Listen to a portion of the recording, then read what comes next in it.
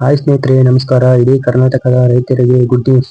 April 1ರಿಂದ 3 ಬಗೆಯ ಹೊಸ ಸಾಲ ಸೌಲಭ್ಯಗಳನ್ನು ರೈತರಿಗೆ ಒದಗಿಸಬೇಕೆನ್ನುವ ಉದ್ದೇಶಕ್ಕಾಗಿ ಜಾರಿಗೆ ತಂದು ಆದೇಶ ಹೊರಡಿಸಿದೆ. ಅಂದ್ರೆ ರೈತರನ್ನ ಆರ್ಥಿಕವಾಗಿ ಸದೃಢರನ್ನಾಗಿಸಲು ರಾಜ್ಯ ಸರ್ಕಾರ, ಕೇಂದ್ರ ಸರ್ಕಾರ ಬೇರೆ ಬಗೆಯ ವಿವಿಧ ಯೋಜನೆಗಳನ್ನ ಮೇಲಿಂದ ಮೇಲೆ ಜಾರಿಗೆ ತರುತ್ತಾ ಬರ್ತಿದೆ. ಇವಾಗ ಗುಡ್ ನ್ಯೂಸ್ ಏನು ಅಂತ ಅಂದ್ರೆ, ರೈತರಿಗೆ ಏಪ್ರಿಲ್ 1ರಿಂದ ಲೋನ್ ಕೊಡಲು 3 ರೀತಿಯ ಹೊಸ ಲೋನ್ಗಳಿಗೆ ಅನುಮೋದಿಸಿದೆ. ಪ್ರತಿಯೊಬ್ಬ ರೈತರು ಕೂಡ ಈ 3 ರೀತಿಯ ಸಾಲಗಳನ್ನು ಪಡೆದುಕೊಳ್ಳಬಹುದು. ಜಮೀನು ಇರುವ ರೈತರಿಗೆ ಆರ್ಥಿಕವಾಗಿ ಸಹಾಯವಾಗಲಿ ಎನ್ನುವ ಉದ್ದೇಶಕ್ಕಾಗಿ ಹೊಸದಾಗಿ 3 ಬಗೆಯ ಲೋನ್ಗಳನ್ನು ಕೊಡಲು ಸರ್ಕಾರವು ಎಲ್ಲಾ ಬ್ಯಾಂಕ್ಗಳಿಗೂ ನಿರ್ದೇಶನವನ್ನ ಕೊಟ್ಟಿದ್ದಾರೆ. ಹಾಗಾದ್ರೆ ರೈತರು 3 ಬಗೆಯ ಕೃಷಿ ಸಾಲವನ್ನು ಹೇಗೆ ಪಡೆದುಕೊಳ್ಳಬಹುದು? ಯಾವೆಲ್ಲ 3 ಲೋನ್ಗಳಿವೆ? ಯಾವೆಲ್ಲ ಉದ್ದೇಶಕ್ಕೆ ಹೊಸ ಲೋನ್ಗಳನ್ನ ಕೊಡ್ತಾ ಇದ್ದಾರೆ? ಲೋನ್ ತೆಗೆದುಕೊಳ್ಳಲು ಏನ್ ಮಾಡಬೇಕು?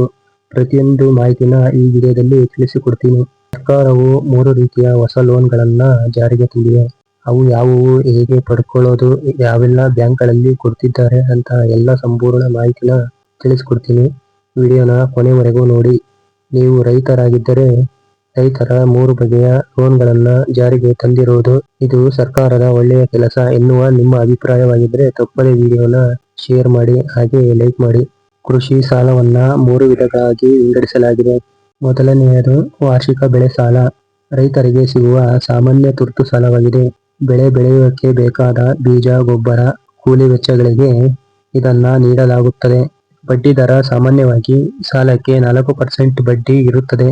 ಆದರೆ ಕರ್ನಾಟಕದಲ್ಲಿ ಕೃಷಿ ಪತ್ತಿನ ಸಹಕಾರ ಸಂಘಗಳ ಮೂಲಕ 3 ಲಕ್ಷ ರೂಪಾಯಿಗಳ ವರೆಗೂ 0% ಬಡ್ಡಿ ದರ ಸಾಲ ಸೌಲಭ್ಯ ಲಭ್ಯವಿದೆ.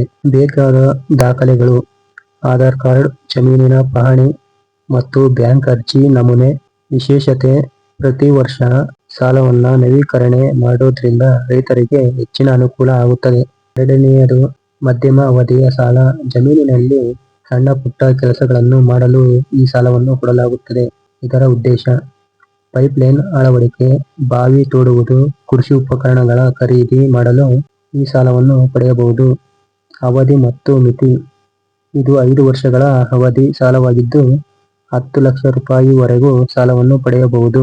ಇದಕ್ಕೆ ಬೇಕಾದ ದಾಖಲೆಗಳು: ಪಹಣಿ ಜೊತೆಗೆ ಇಸಿ ಮತ್ತು ನೋ ಡ್ಯೂ ಸರ್ಟಿಫಿಕೇಟ್ ಬೇಕಾಗುತ್ತದೆ.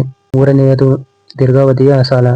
ದೊಡ್ಡ ಪ್ರಮಾಣದ ಕೃಷಿ ಅಭಿವೃದ್ಧಿಯ ಅಥವಾ ಭೂ ಸುಧಾರಣೆಗಾಗಿ ಈ ಸಾಲವನ್ನು ನೀಡುತ್ತಾರೆ. ಉದ್ದೇಶ ಯಾವುದಕ್ಕೆ ಅಂದ್ರೆ, ಪಾಳು ಬಿಟ್ಟ ಭೂಮಿಯನ್ನ ಸಾಗುವಳಿ ಮಾಡೋದು ಅಥವಾ ದೊಡ್ಡ ನೀರಾವರಿ ಯೋಜನೆಗಳಿಗಾಗಿ ಈ ಸಾಲವನ್ನು ನೀಡುತ್ತಾರೆ. ಸಾಲದ ಮಿತಿ: ಈ ಯೋಜನೆಯಡಿ ರೈತರು 20 ಲಕ್ಷ ರೂಪಾಯಿ ಅಥವಾ ಅದಕ್ಕಿಂತ ಹೆಚ್ಚಿನದಾಗಿ ಸಾಲವನ್ನು ಪಡೆಯಬಹುದು.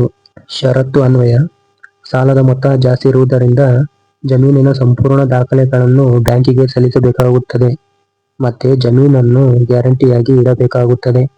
ಇತರ ಸೌಲಭ್ಯಗಳು ಕೇವಲ ಜಮೀನು ಇರೋರಿಗೆ ಅಷ್ಟೇ ಅಲ್ಲ, ಜಮೀನು ಇಲ್ಲದ ರೈತರು ಕೂಡ ಹೈನುಗಾರಿಕೆ ಮತ್ತು ಮೀನುಗಾರಿಕೆ ಉದ್ದೇಶಕ್ಕಾಗಿ ಸಾಲವನ್ನು ಪಡೆಯಲು ಅವಕಾಶವಿದೆ.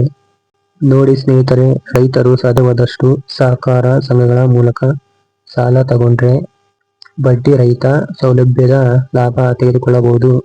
ಇದೇ ತರ ಪ್ರತಿಯೊಂದು ಅಪ್ಡೇಟ್ಸ್ನ ಕೊಡ್ತಾ ಇರ್ತೀನಿ. ನಮ್ಮ ಚಾನೆಲ್ನ ಇನ್ನೂ ಯಾರು ಸಬ್ಸ್ಕ್ರೈಬ್ ಮಾಡಿಲ್ವೋ ಬೇಗ ಸಬ್ಸ್ಕ್ರೈಬ್ ಮಾಡ್ಕೊಳ್ಳಿ.